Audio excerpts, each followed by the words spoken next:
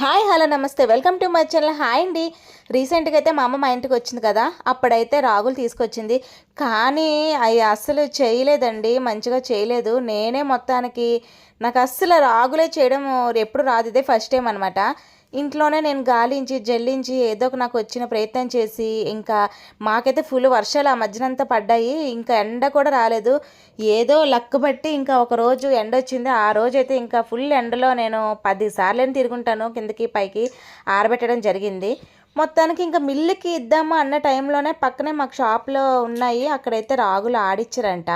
ఇంక వేరే షాపుకి వెళ్ళినా సరే ఇంకా అలానే చెప్పారు.